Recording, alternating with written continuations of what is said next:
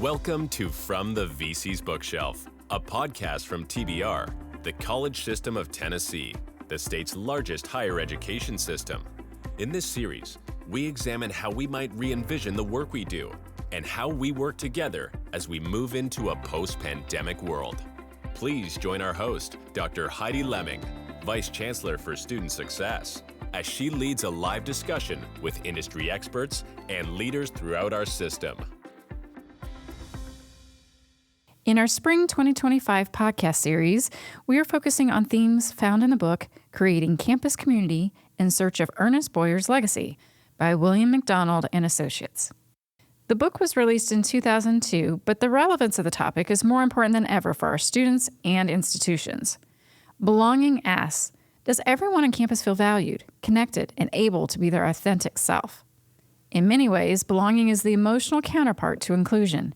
It's the feeling of having personal involvement in an environment. A sense of belonging is centered on gaining acceptance, being part of something and feeling supported, as well as giving support to others.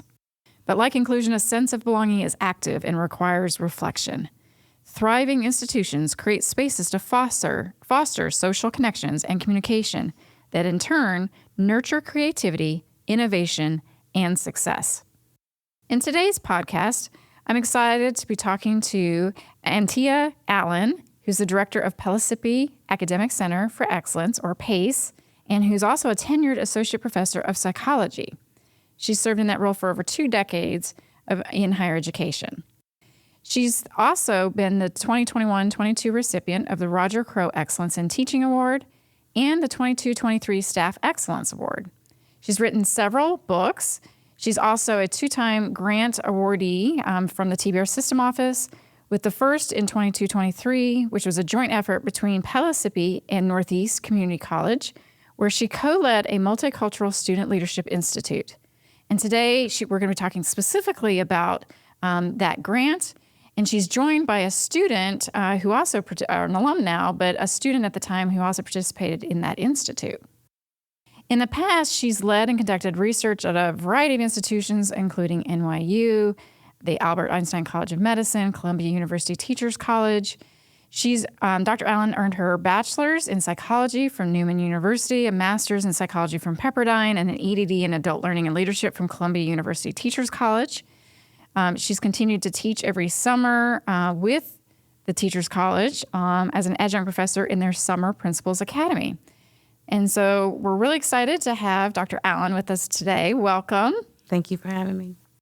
And then the second panelist, Daisy Koffi, is a senior communications studies major at East Tennessee State University with a minor in digital marketing. She is a summa cum laude graduate from Pellissippi State Community College, and she earned her Associate of Science degree in Mass Communication in 2024. As an intern with the Student Engage and Lead program, she coordinated leadership workshops for the National Society of Leadership and Success, develops innovative marketing strategies, and supports student leaders. In her role as a peer mentor or peer assistant at Pellissippi's Stay Strong Multicultural Center, Daisy led orientation programs, provided one-on-one student support, and implemented creative outreach initiatives. She's passionate about digital communication, committed to exploring how technology shapes modern marketing and interpersonal connections, with a keen eye on creating meaningful professional relationships. Welcome, Daisy. Thank you for having me. Yeah. So I'm excited to, again, kind of dive into themes from this book by based on Ernest Boyer's theory of engagement. Just for our listeners, I want to recap that one of the themes from the book is that they, interviewed staff from 5 diverse institutions, learned about their successes, failures, challenges around how do you connect students. But they came up with 6 key components, and that is being educationally purposeful, where learning is a focus, an open place where civility is affirmed, a just place where persons are honored, a disciplined place where group obligation guides behavior, a caring place where individuals are supported and service is encouraged, and a celebrative place where traditions are shared. So this sense of belonging may feel intangible, but it essentially describes how people feel when they are in a place that they feel they're meant to be and with people they're meant to be with. So it feels good, right? If a student arrives on campus and they don't feel these things, they get disengaged, disconnect, and feel discomfort. So let's start real quick. I would love to have Dr. Allen first describe this grant that was the focus with Northeast State Community College, grant funded by the TBR System Office. Give us an overview of what this grant focused on. What were the key elements of the work that you did? Great. Thank you once again for having me. So the Multicultural Student Leadership Institute was a great opportunity to collaborate with another community college within our system. Obviously, something that was allowing us to reach students from both institutions, which we thought was really unique, from what we know hasn't been done before. Right. That type of collaboration. Understanding that we are in different locations geographically, we knew that with these learning communities, they had to take place on Zoom. Mm-hmm. But I think what really stands out about this particular program was that these are students from two different institutions who get to come together and learn from those who are in industry, those who are in higher education about leadership. But not just leadership in this is the definition of leadership. Mm-hmm. This is what it looks like for me as a leader in this industry, whereas it may look very differently for someone in a different industry. Mm-hmm. Something that was really important for us was to have representation, right? So diverse representation. We had some people who were local. Through the magic of Zoom, we had some people who were coming from institutions out of state as well. And so I think a lot of the students had the opportunity to see people who look like them and people who even shared their journeys that may have been similar to the students' journeys. The key aspect, I think, of it that many students took away from was the idea that they are now connected to people they may have never even met before because of this program. And not just the other students from the other institutions, but even students within our institution, because we are such a large community college with various campuses, but also those presenters, those people who gave workshops, right? These are people that they may have never come in contact with. So what we were able to see was how students learned leadership skills, learned about leadership, what that means, learned about how they were already leaders and maybe didn't even recognize that, right? But then they also were able to gain this sense of connection, not only to each other, but to the institution and to the greater community. Yeah, that's great. Daisy, you're a participant in this program. I'd love to hear kind of now, you're an alum, but now reflections on your experience with that program. Yes, thank you for having me again. So I was working as a peer assistant in the multicultural here at Pellissippi State Strong Center. And then my director, he came and he was like, there was a workshop and it will be like benefit for you guys. And then he was like, you will be paid. So I was like, okay, definitely. I'm signing up for that. Okay, an incentive there. Yeah. But I was, when we started, I was shocked because like they were talking about things that I was like, oh, I need that for my leadership because, you know, I came from Africa and I've been here for 5 years now. And when I started Pellissippi, I wasn't really looking for something, you know, meaningful. Mm-hmm. So like the teams about how like, you know, develop your leadership, how to create community here, Pellissippi, how to connect with people like, you know, beyond community college, beyond, university and all that. Mm-hmm. So I was like really impressed by that. And it kind of like helped me shape my personality, my professionalism and all that. Yeah.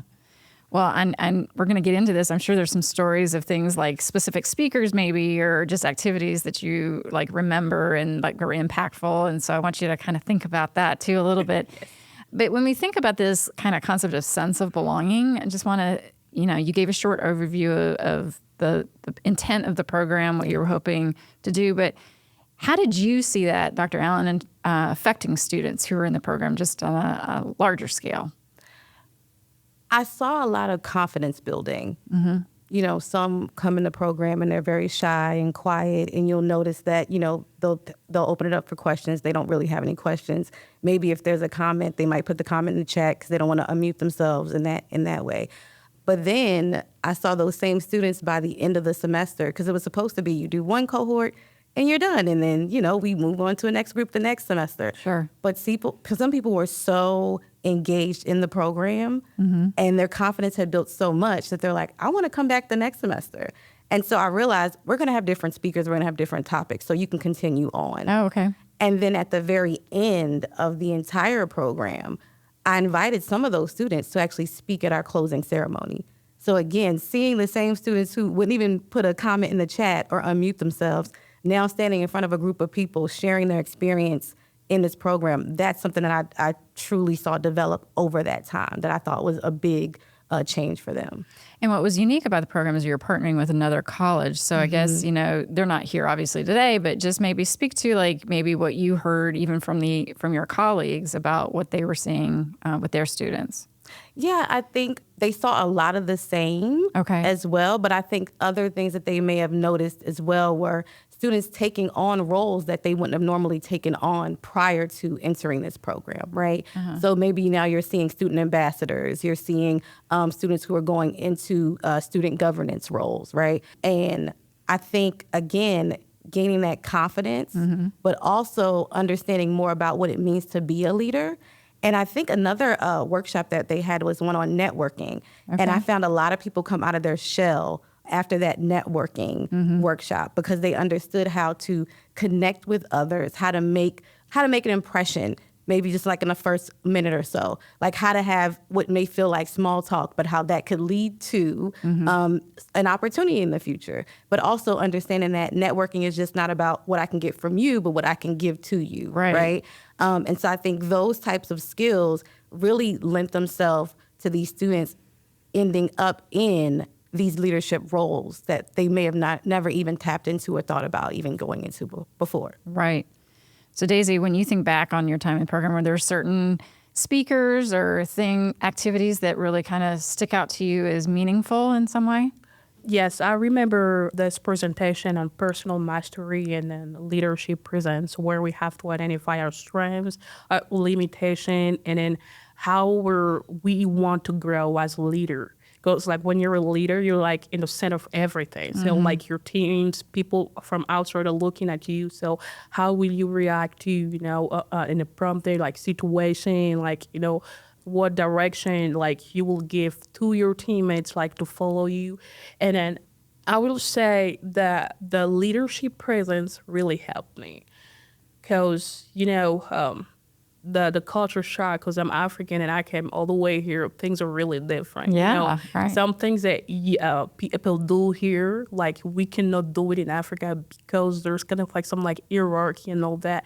There's still the hierarchy here, but they're like, some steps that you don't necessarily have to, to do before doing that. So like I was just working simply. And then after the lesson and all that, I was like, oh, I need that. So just like kind of like, when we have orientation, we have like prospect students or like registered students to come up and all that. It just helped me like take lead and say, oh, we need to do this. We're going this way. Because like at first you're scared because there are a lot of people behind you. There are people like following you and they're just waiting for you to make the small mistake and then they just laugh at you. So it kind of like shaped my view of like leadership and then like seeing leadership as a Black African American person and then how I can just, integrate myself, how I can just enter like, this big circle because leadership is really big. Yeah. Because when you talk about leadership, you talk about fellowship because like you have to keep contacts and then I have a talk is like growing process and all that. So like this lesson was really, really, really interesting. And then I remember I was telling her, I don't remember the person who said it, but I can just see, the slides and all that, because that was the most, the lesson that kind of like touched me the most. Okay. And how do you see this? You're a graduate, you're now moving on to the university, but how do you see this helping you in your future kind of career goals? Well, let's talk first about actually. So I have a crazy story. So in 2024, I gave birth. I didn't know that I was pregnant. I had in my shower. So I called my director and I said, I'm sorry, I won't be in today because I gave birth. Yeah. And he was like, when did you get pregnant? Because I saw you working the whole time in summer. And I was like, I know. And then like, because I was able to build relationship, to commit myself, like, in my job and like being a student, a lot of people of Pellissippi came up for me. Before I couldn't even know it, everybody was calling me Miss Kita, the coordinator of the Strong Center, Miss Lauren Jordan, Miss Cindy, and all that. They were calling me. I was like, oh, we're bringing you that and all that and all that. I was really shocked because I was like, if I wasn't able to build a relationship, to have like a community surrounding me when I was here at Pellissippi, I don't think that if I told them, oh, I'm pregnant, they're just, okay, take maternal leave and all that. So it kind of like helped me, and I have found my people. That's how I call them, my people. And like going forward, I would like to be that kind of person to other student, because for sure one of my dream is like work in a company and be like a corporate girl and all that. But Pellissippi and like the multicultural leadership message have like changed my view on how things work, and then like being involved in with students and see how people who don't know me just show up for me in disaster time and all that. I want to be able to be that kind of person to other students, because like there are a lot of students that come on campus, they don't know where to go, they're shy to talk, and then sometimes it's true that you have to say, hey, I need help. But sometimes it's also good, like, to just step in for someone who needs help. Gosh, Dr. Allen, doesn't that make you feel good to hear? Very much so. I mean, when we had a brief conversation before the podcast and she walked into the office, I was like, who is this? Because it didn't even seem like the same person, who started the program again. That's what I mean by like that building of confidence. And I don't think that's something that people think about when they even enter a leadership program. I don't think they think about how much that aids in their ability to then take advantage of other opportunities or even approach people. I think there's a social aspect that sometimes gets lost at times, depending on your classroom setting, right? You're just like, okay, I'm here to listen and learn, and there may not be any engagement with your classmates. And so many of us, especially if we went to schools that were like commuter schools, we take our classes, we go home, we go to work, or, whatever your situation is outside of school, and you just come back to school. So I think this built that confidence to be able to be social, right, and to be able to build those connections. So, and then I'm so happy for Daisy. yeah, I had a kind of a crazy story, and I would like that because I think Pellissippi State Community College kind of like value really the meaning of what a community is. Because, for example, I'm an intern in a student engagement and leadership office. And let me tell you, Dr. Couch is a great leader. She will just catch you like, in a parking lot and say, hey, you come, work for me. She doesn't know who you are, but like when she just look at you, she knows that you have a skill. So I think like being able not just like, creating events and help like students to come, just like have like a one-on-one just, with students working around, like it is a really good thing. You mentioned that you were motivated by the pay part of that, but I mean, if there's a student or a prospective student listening to this and thinking, well, maybe I won't get paid, what would be the motivation? Like, what would be the pitch that you give to them about doing something like this, even if they're not getting paid? Well, I would say I was lucky then because we were getting paid for that, but.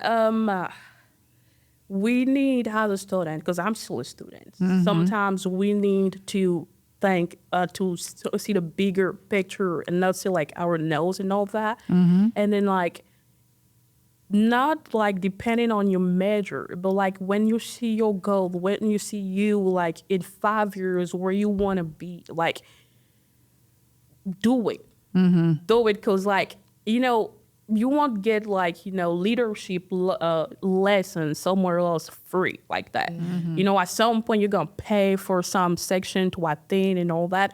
Or even if there is one, there will be like for people who already have like the basis of leadership, like they grow in their leadership position and all that. And then like I think wherever we work, whether you work at Wendy's as a team member or team crew, we all need leadership to help us and all that. So just do it. Yeah. Don't, I mean, even if it's just one lesson, show up. Show up for it, because like that's how you build network. You don't know the people who will be there. You don't know the speaker and all that. You just go there, and then like with the engagement, you see, oh, I need this resource. I need this person to help me. And then like, sometimes people will just remember and say, hey, I saw you at that leadership, institute and all that. Can you give me your number? Or like, do you need something? That's why I will talk about like the PSLI, Pellissippi Student Leadership, and we have all those like by month, and like students from Pellissippi, they attend and all that, whether online and in person, and it is really great to see like students coming in and like get notions and all that, and somehow like you see them, they will say, "Oh, I'm graduating. Oh yes, I'm happy for them." Yeah, so. Don't care about the money part. You have time to make money, but like, leadership or like life skills, you need to have those. Even if like you read book and all that, you need like a visual interpretation of the whole thing, of people having experience to come and share and help you grow and just meet you where you are in your leadership experience and just help you expand it. Yeah, I mean, there's lots of learning that happens outside the classroom. Yes. We call these like learning durable skills, things that you will take with you for the rest of your life. Leadership skills is certainly one of them. So that's a great way to start. Yeah, I mean, students don't really think that, when you say leadership, like, I mean, the first time I was like, oh, that's a boring thing. But in fact, I didn't really know what leadership is, because I just know like leader, and I have took some management class. So I know like, it's a company thing, until like it just opened my eyes on that leadership is like a daily thing. Like, you lead people, you will be under people. So like you need some skills that will just like help you react in time, and then, just grow yourself. So don't hesitate. Don't think about it. Even if it's like, an hour, you said, oh, I don't have that much time. Even 10 minutes is enough to save a life, like it said. Yeah. That's great. In Chapter 5, the author describes a campus example of how campus leadership can develop this sense of quote unquote, a Boyer-inspired collaboration on campus. Again, because so much of the time students are spending is outside the classroom, and the importance of connecting with others. And I'm just kind of curious, Dr. Allen, kind of speaking about this out of classroom, how have, you had this program, but have you seen other examples of ways that here at Pellissippi State, or maybe even your other institutions, that you've seen that work really well with students and out of the classroom connecting with others and building a sense of community? Yeah, actually, so I have a new program called the Partnership for Academic and Career Enrichment, also a grant-funded program. Okay. This program is very similar to other programs that are usually called students as consultants or students as partners, which you normally see actually at four-year institutions. So this was the first time that we've seen this program at a community college in the U.S. So we partner students with faculty members who they're not their professors. The hope is that this will never be their professor, but as of right now, they don't have any experience with this professor. And these students are trained in either transparency in learning and teaching, universal design for learning, or active learning. And so these students actually become the experts in these areas. And when they're paired with these faculty members, they're either observing their classes and giving them feedback on some enhancements that they may want to think about, or they are focusing on, when they focus on transparency in learning and teaching, they have the opportunity to either create an assignment or revise an assignment to improve it, right? So what we're seeing with this program that it was a little bit different than that Multicultural Student Leadership Institute, is we're seeing a different dynamic created between a student and faculty member. We're seeing a lot more of student voice being brought into a classroom, and them feeling like I'm making an impact beyond my own class, right? Like I'm making an impact on hopefully the classes that this professor teaches after me. the great thing about it is because they feel like they're now on the same level and this is a partnership, there's a mutual respect that's built. I know some of the faculty were concerned because they're saying, how can they give me feedback? They don't understand the content. But I share with them, it's not about the content, it's about the foundation of the work that you're doing. It's about the approach that you're taking. And they have, on both sides, talked about how this has been a great benefit to them. Again, seeing students who say, okay, I know this is just for this semester, but can I come back for the next semester? Which is what we want to see, because if you're thinking about coming back for the next semester, that means you're going to come back to Pellissippi next semester. So we have persistence there. And so when I think about this program moving forward in the future, I would like to see, students who can do the whole year and maybe continue on as mentors to other students in the future. And these are faculty, I guess, that are volunteering to have this happen? Yes. Okay. When you talk about money, there's no money. This is just the benefit is the experience. The benefit is receiving feedback from what they see as someone who's neutral, right? There's no grade involved here. Usually as a professor, when you get evaluations, you feel like, okay, this person may be giving this particular evaluation because of a grade that they're either trying to get or a grade that they weren't happy with, right? So this is a total outside person who comes in who's giving you feedback, and hopefully in an area that maybe you're not even really familiar with, but then you become familiar through a student, which is very, rare for some professors. Yeah. Well, and then kudos, I have to say, to the faculty members who are open to that kind of feedback, too. It means that they do care about their engagement with students to even volunteer to do this. Yes. So it's a different kind of even mentality coming into a program like that. Absolutely. Yeah. Well, again, the authors talk about the importance of community partnerships as well. So it's not just about the campus itself, but thinking outside of our campuses. So maybe that's a sense of civic responsibility with our students, or maybe it's, again, thinking about a sense of well-being. Daisy, I loved your story about how you really felt that from the staff faculty here when they learned that you had a child and really wrapped their arms around you and checked in with you. So it was even beyond, kind of your role as a student. How do we, I guess, either Daisy, you can think about in your role as a student and interacting with peers, or Dr. Allen, maybe thinking about how we educate our students in this way, but how do we encourage or develop a sense of well-being, teach that to our students? How do we encourage that? Because that is part of this sense of community. I will say from a student point of view, working in the Stay Strong, because after registration, the paperwork and all that, the Stay Strong department is the department that kind of take care of the student till graduation. Yeah. So if we're working there as a orientation leader, we're going to be sure that we show up for those students. Because when they come, they don't see us as adults. They just see us as, students from the same age. So we just have to be genuine to just go and take their hand, shake their hand, lead them and let them know, oh, you're welcome here at Pellissippi, at your community college. And you can be real with them and say, I know sometimes it's boring to speak in an adult and all that. Because most of the time, they confuse us, but we're here to help you. And then we have an identification thing that is the blue polo. So if you see any students in blue polo, go to them and talk to them and kind of share that's how we usually do, share our experience with them. Even if it's just your second semester, we have amazing stories to tell. We have to talk about a pantry, if you need help with food and all that, the pantry, student care and advocacy is there. And all that. So, students like me, who's the first time here at Pellissippi, they have to have a notion of what their job is. A community college. Community. We have to emphasize the word community, because when you just go to them and say, "Oh, I will be your your tour guide today," and all that, you just talk about this building, this building, this building.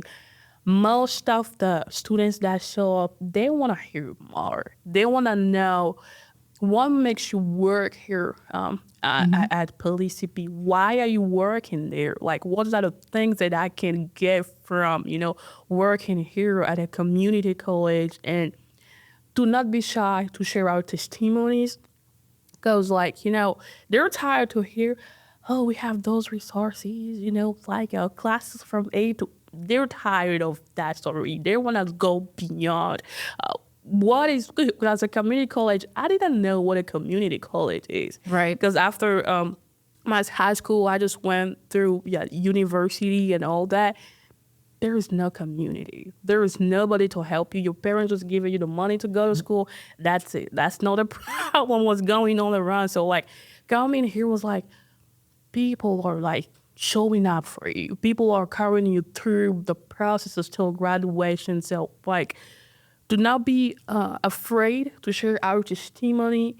Like, even if you have, like, a bad experience with a professor or someone, this is part of the life. It cannot always be, gold or like pink. It has to be dark sometimes, because you say, oh, this professor gave me help, but guess what? I made it, you know? But you don't tell that. You want to be real, but, there are some limits that you want to keep, because, like, you have to be professional too, because, like, you're there to be their friend and to guide them, but there are some limits, like in a friendship, but just, like, share your experience as a student. And even if, like, it doesn't stop at orientation, if you see someone who needs help or who is lost, you can just jump in on a spot and say, hey, can I help you? What you looking for? That's how we can help other students or new students kind of, like, feel welcomed and be a part of the experience here. Yeah, the peer-to-peer is really important. Dr. Allen? I was thinking about one of the sessions that we had from Clifton Chambry, who's at Johns Hopkins University, and he really focused on authenticity and, being your true self and being comfortable in your own skin. And he shared his journey of going from homelessness to working at Johns Hopkins University, right? And so I think a lot of students were able to kind of relate to that experience, but also that idea of, I don't have to be this different person in order to be successful. I can be my true self. I remember he started the presentation with music and he's dancing. Oh yeah, definitely play music. Yes. So it was like, he was showing, like, this is who I am. I'm in this leadership role, and I don't feel like I have to be someone different in order to be accepted or valued or welcomed. And I think that's a really big part of well-being, because so many people, regardless of whether they're students or faculty or staff, often feel like, I need to change who I am to survive in this particular environment, to succeed in this particular environment. And yes, I think Daisy brought up the idea of professionalism, but it shouldn't be that I have to, like, wear a mask all day and then I can't be who I am until after class is over or after work is over. And so I think when it comes to well-being, just understanding that I don't have to be in discomfort to be a good leader, I think is a big aspect that I hope many of the students were able to take away from the program. Well, and how great that you're offering that opportunity to students so they don't have to figure that out much later in life, like some of the rest of us. Did, yes. That's great. Well, as we wrap up our conversation today, I just want to remind our listeners of a quote from author Parker Palmer. He's not an author of the book, but he is a famous author. It gives us some good closure to this conversation. Palmer states that we have at our disposal one of the greatest vehicles for community building known to humankind, the one called education. So while elusive at times, a sense of belonging is a serious responsibility and an aspiration that higher education professionals, faculty, and others should aspire to achieve. And this, today, our conversation is an example of one way that we see that playing out through some of the grants that we offer to our campuses to try new and innovative programs to build this sense of belonging with our students. So thank you for sharing those examples today, those stories, because, again, that's highlighting why we do what we do in education. It's not just about the content in the classroom. It's also about other life skills. So thank you. Thank you. Thank you for having us. Thank you for listening to this edition of From the VC's Bookshelf, brought to you by TBR, the College System of Tennessee, powering the state's economy and changing the lives of thousands of graduates, starting successful careers each year. To learn more about upcoming book selections or to register to attend discussions live, visit tbr.edu/bookshelf.